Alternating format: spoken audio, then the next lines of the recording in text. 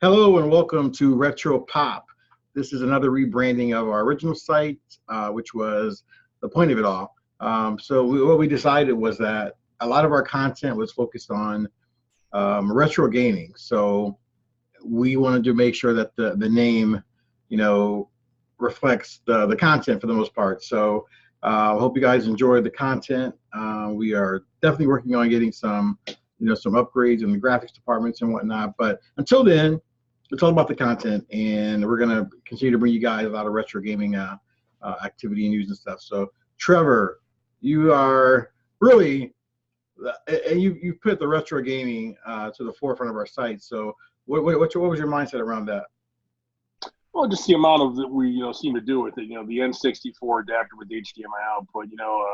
Things like the 20-year anniversary of the Dreamcast launch date. It seems to be getting a lot of play. And everything's I've even bought recently. Dreamcast Blaster made by Mad Catz, things like that. A lot of this stuff seems to be becoming more and more popular over time. Does that surprise you at all? I mean, with the increased graphic power with consoles, even handhelds. I mean, the Nintendo Switch, for God's sakes, it's not on par with the PS4 and Xbox One, but who cares? I mean, the graphics are light years beyond what we played, 20 years ago. So, what do you think is driving the retro gaming craze? I don't think we can call it a craze at this point. What do you think is pushing the envelope there? I think with the retro gaming stuff, a lot of it, it's just so refreshing to just pick up a game and play it. You don't have to download patches and day one updates that take 6 hours to download. You just launch the game and you play it. You turn it on, you hit start, and you go. Right. A lot of things nowadays, like if you want to play the newest, latest, and greatest game, you got to download these massive, large patches, and it just takes forever to do it. And the Nintendo Switch, even, I end up having a lot of games I enjoy most, like the Arcade Archive games. Recently, I just bought Virtua Racing. I bought Space Harrier on the Nintendo Switch. They were all, older titles that were arcade games that were ported over to the Switch that I seem to enjoy as much as anything else. So, it's just that stuff is, definitely coming back with popularity. It'll be interesting to see just how long this lasts, though, because if you think about it, a lot of the interest is coming from people of our age, and they came from that generation of, 80 kids or whatnot.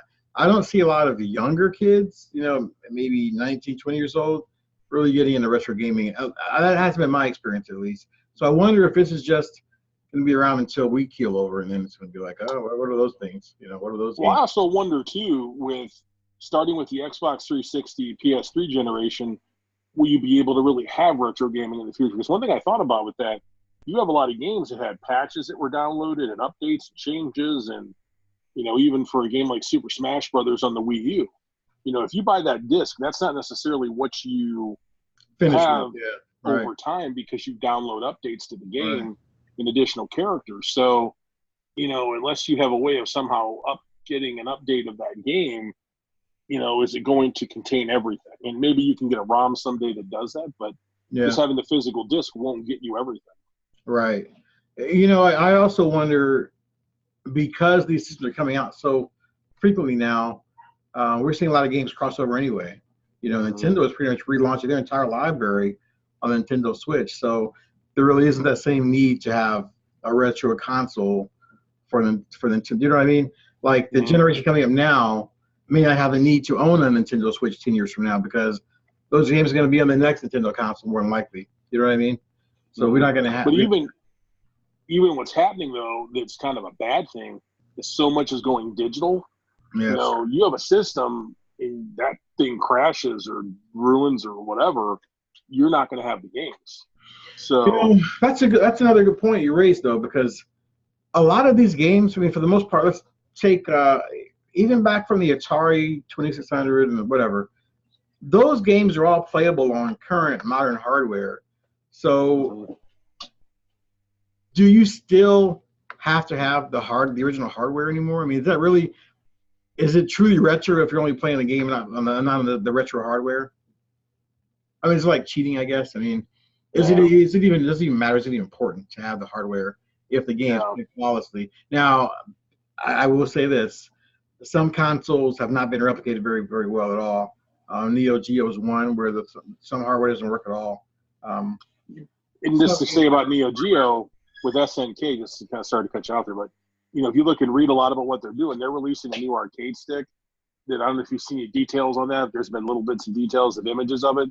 There's been a Neo Geo Mini that's on Amazon. Didn't get very good reviews, but you're even seeing that kind of stuff even by SNK kind of slowly make a comeback with some characters. And even last week at that Nintendo Direct, one of their characters from one of the King of Fighters series, I believe, I can't remember the guy's name, is now going to be on Smash Brothers. So you're seeing even companies like SNK kind of come back into the fold. Next year, you've got Konami doing their TurboGrafx 16 Mini. So you're having some companies that were not in this whole, you could say the big three. I didn't know there was a clamoring for a TurboGrafx 16. I've got the entire ROM set, and to be honest, I mean, not a lot of standout titles. So I didn't know. Honestly, outside of Splatterhouse, unless you're a hardcore, outside of Splatterhouse, I defy anybody to name me 5 TurboGrafx. Well, and that game came to the Genesis anyway, right? That came to. Well, I know Splatterhouse 2 and 3 did. I don't know about the original. Well, I don't remember. I saw, there wasn't much difference. What I saw. And honestly, if that character didn't look like Jason Voorhees, I wonder if anybody would think of that game. Right. So, yeah, probably not. I'll test that system out just because when I was younger, my parents weren't buying me every system like I buy for myself now. Right. I owned a Nintendo Entertainment System. I owned a Sega Genesis. My parents weren't also buying me a TurboGrafx in addition to it. I knew one kid in school that had a TurboGrafx. I still remember the kid's name. And other than that, I didn't know anybody that owned it. So can we just say, I think it's fair to say that every console isn't worthy of emulation. No, and honestly, until recently, as we talked about with the Nintendo 64, until that adapter came out, that was not a system that aged very well because there was no way to play it on a modern system. Well, now that's a distinction, though. The software was worthy to be replicated. It was worthy to be retro, Absolutely. But the hardware was just ridiculous. I mean, with the current monitors, it was just not playable. You're right. It wasn't playable. But from a software side, there were a lot of really good games in 64 that we were dying to play again. Just couldn't play them again, Yep. So yeah. So guys, you have some reasons why we're going back. We're switching the name again to Retro Pop. And to be honest, Trevor, I think you've seen this before as well. A lot of most of our hits, it came from the retro type subject matter anyway. So it just seemed like a So yeah. Any last thoughts for the the one thing I do want to do some thoughts in here and find another video coming up soon is I recently got a Sega Dreamcast that was modified with HDMI output, the DC HDMI, and also had the disk drive swapped out for an SD card slot for ROMs that you legally own. So, I'll give some thoughts on that here hopefully in the next week, but I haven't had a chance to mess with it yet. So a lot of my Dreamcast accessories I have here are, the Sega Sports controller, and I've got VMU sitting here, the Interact light gun. So I've got different things I want to kind of put through its paces going and looking at it now, almost 20 years later, because I was a big House of the Dead 2 fan. Oh yeah. I've got the fishing rod. Like Sega Bass Fishing, I had it, but for whatever reason, I just didn't play a lot. That's kind of like we mentioned once with Super Mario 64. Now that I've got that Super 64 adapter for HDMI. It's a game just for whatever reason at the time I didn't play. I want to go back and play some of these games that I just didn't play years back for some reason. Right. Now, one thing I have found is that the retro games are great, but I don't know if I have any marathon sessions with retro games where I sit down and play for hours. They're more like quick hitter sessions, where I got a half an hour to an hour spin. I'm gonna, play something I haven't played in a year or so. 10, 20. And I will say this, Dreamcast was the one system though. I think if you look back to it, to me it was the first system where you had an overlap of arcade quality finally coming home. Yeah.